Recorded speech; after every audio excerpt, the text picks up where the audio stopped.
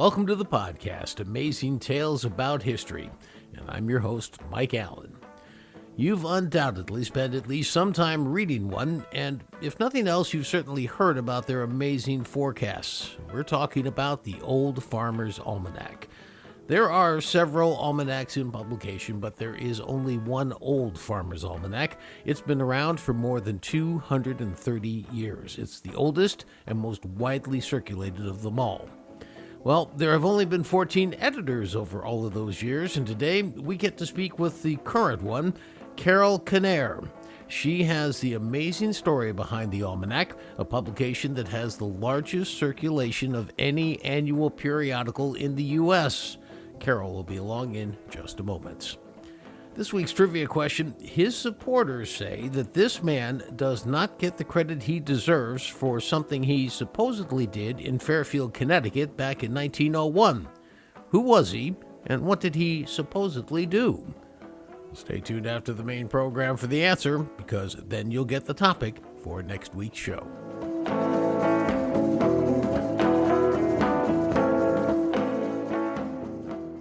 Dublin, New Hampshire, smack dab in the middle of New England if you look at the map. It's home to the iconic Old Farmer's Almanac, and it shares office space with Yankee Magazine, which is another quintessential New England-style publication, although both of them maintain a nationwide readership far beyond New England. Well, nowadays that readership is an interesting mix.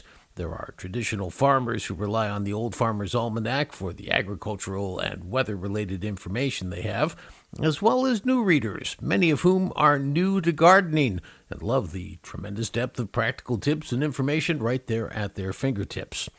Well, there are a few things you can point to that are as much a part of Americana as the Old Farmer's Almanac. In their 234-year history, the Old Farmer's Almanac has had only 14 editors. The latest is Carol Kinnair, and she's our guest today. Carol's only the second female to edit this publication. She succeeded the first woman to hold that job. And in Carol's background, she was a journalism professor at the University of Massachusetts in Amherst and associated with Yankee Magazine before taking on her current role. So, Carol, it's great to talk to a good old Yankee, somebody from New Hampshire who's editing the Old Farmer's Almanac. I want to start off, and I'll get your opinion on something, and I'll start off by sort of putting my toe in the water on this about what is an almanac. And I found one definition that I kind of liked, which was it records and predicts astronomical events with respect to time. Now, if you stop right there, you're talking about things like when does the sun and moon rise and set, weather forecasts, when do the planets align, when you have eclipses, meteor showers, growing seasons, things like that, things that farmers rely on to survive.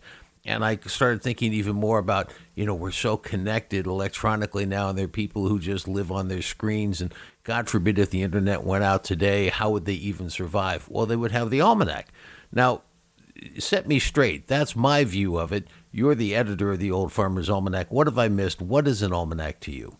Well, by its very definition, an almanac is a calendar. It's a calendar of the heavens, and it's also a calendar of the earth. And so all the things that you said are right. Yes, back then when we started out in 1792, farmers needed any kind of a leg up. Every other person was growing their own food or for others. And so to combat the, weather and know what seasonally needed to be done, people relied on the calendar. And the calendar, as we know, our clocks were invented by the movement of the planets and the sun and the moon. And so this has continued. And I think this idea that also, we know a lot more about our universe than we ever did. And that actually brings fascination to it. But back in those days, a farmer may have the almanac. He might have the Bible in his house. So the almanac was really meant to provide something for every day of the year. And that's still true. You look at our calendar pages, the farmer's essay tells us what we're thinking about, what's on our minds. Every month is a new season and it brings new things to think about. And then we might tell you this day in history or what the tides are going to be or a historical fact, a holiday. All of those things are still relevant. And also we do that for every day of the year. So it's a timepiece.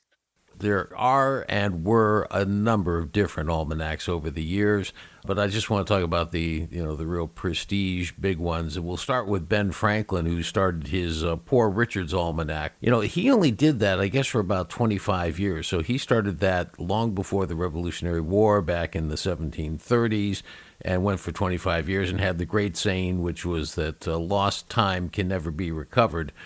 And it was 9 years after he stopped publishing that a guy named Robert Thomas was born in Massachusetts, and he would start the publication that you work for now. Tell me about Robert Thomas.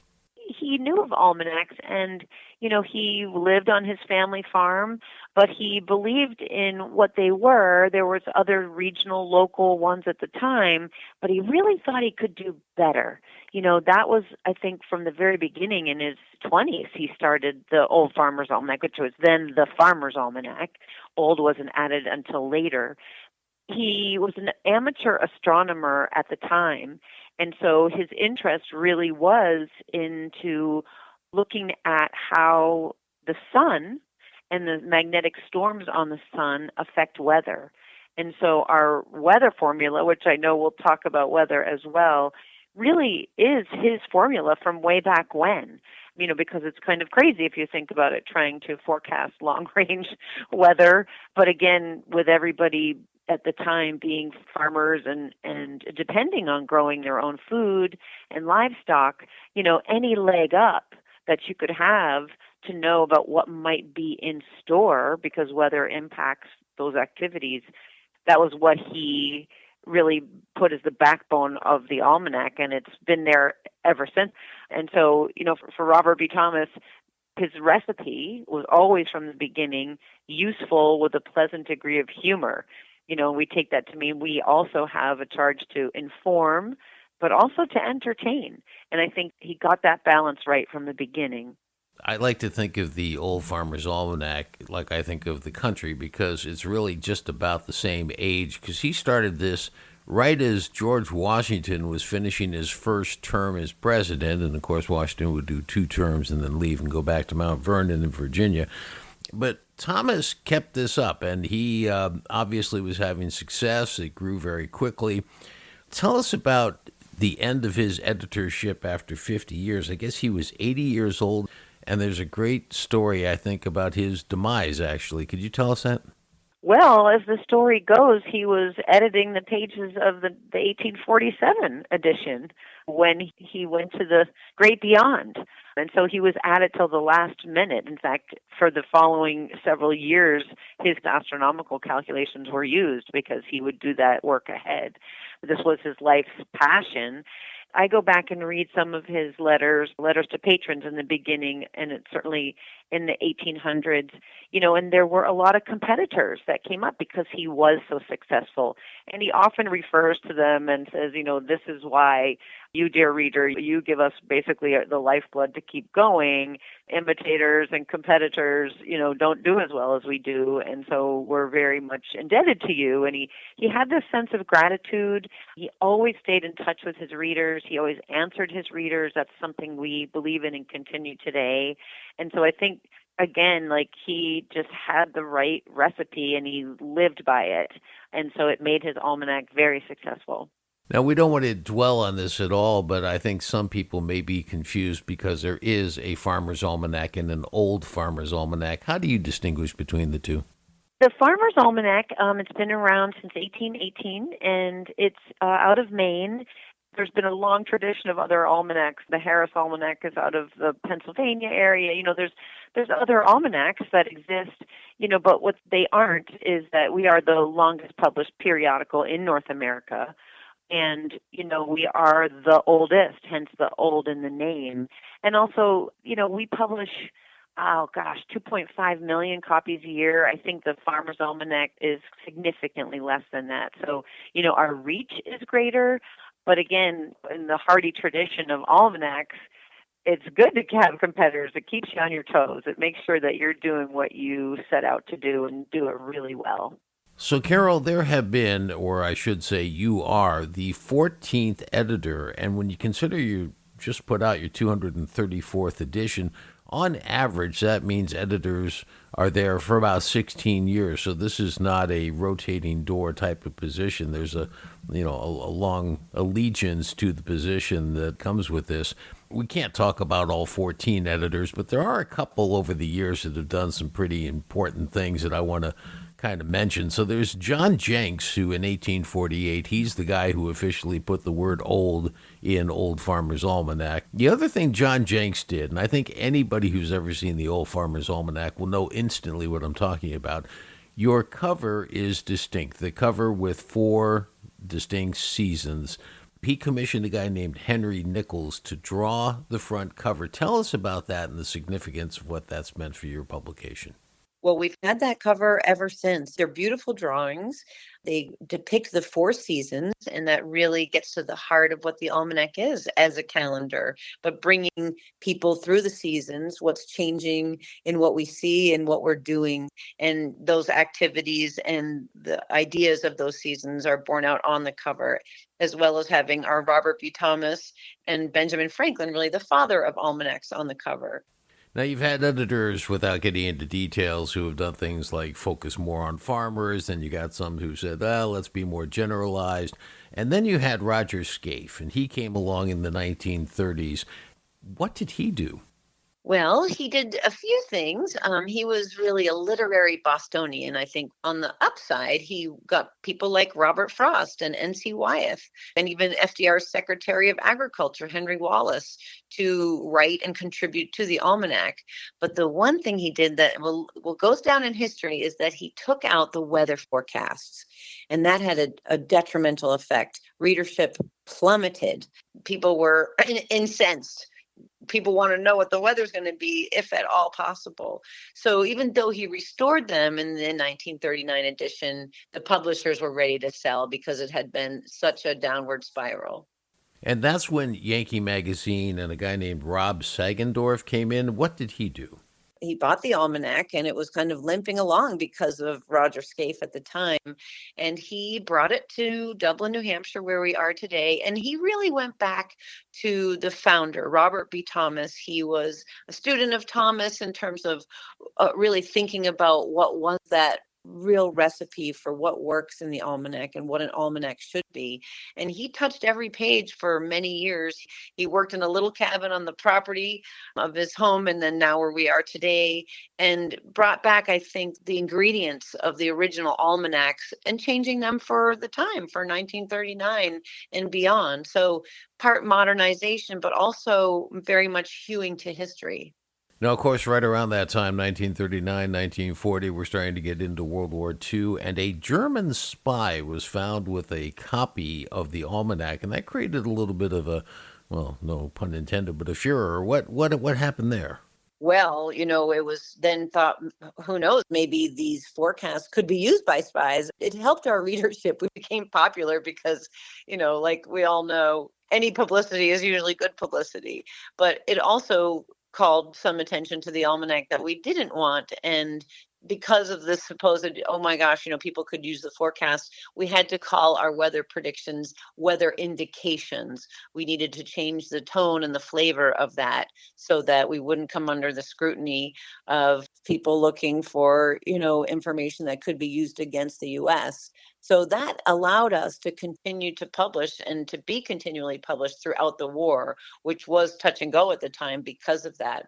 Well, you're almost like you're in the spy business because you have this proprietary formula for the weather forecast, and nobody knows exactly what it is, and it's very intriguing, and people hear about this, and yet you're right far more often than you're wrong. I mean, up 80 to 90% of the time, you're right, and so tell us about this. I know that it's solar science, climatology, meteorology. What can you tell us that doesn't get you into trouble with telling us too much?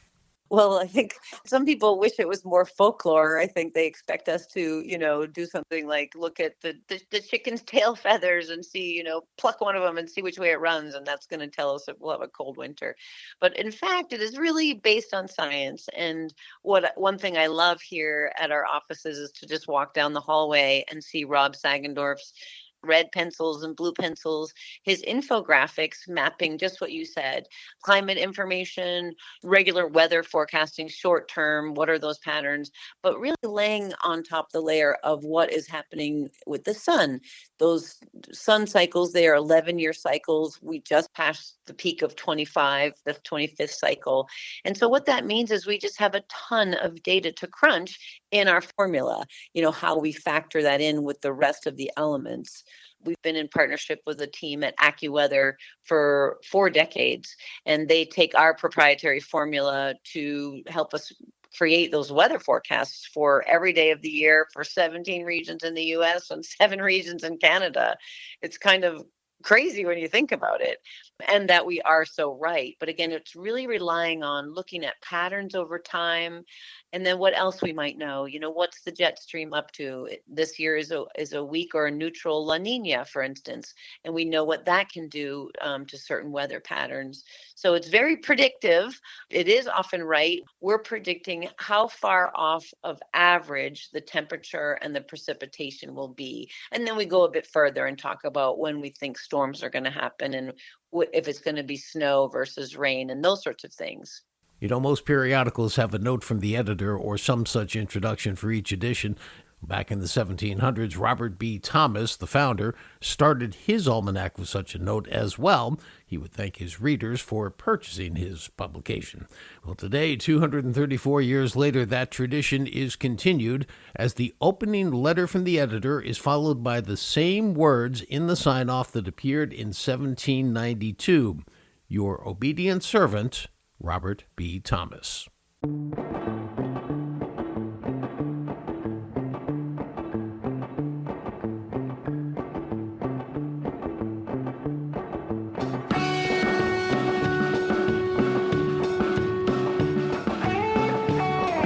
Well, that wraps up this episode of Amazing Tales About History. You may have wondered why there was a hole in the corner of the Old Farmer's Almanac. Well, it was so farmers could hang it on a nail in their barn for easy access, and some others would tie a string through the hole and hang it up in the old-fashioned outhouses to provide some reading material. I want to thank our guest for today's program, Carol Kinnair, the 14th editor of the 234-year-old Old Farmer's Almanac, the latest in a relatively short line of editors who have continued to bring the U.S. institution to farmers and non-farmers throughout the land. The answer to this week's trivia question: his supporters say that this man does not get the credit he deserves for something he supposedly did in Fairfield, Connecticut back in 1901. Who was he, and what did he supposedly do? Well, his name was Gustav Whitehead, and he supposedly flew a plane near Long Island Sound in Fairfield a full 2 years before Orville and Wilbur Wright flew their plane in Kitty Hawk, North Carolina. Next week on Amazing Tales, we're going to dig into this controversy that continues to this very day about who was really the first person to fly an airplane. Amazing Tales About History is a production of True North Associates, LLC. This is Mike Allen. Be safe and stay healthy.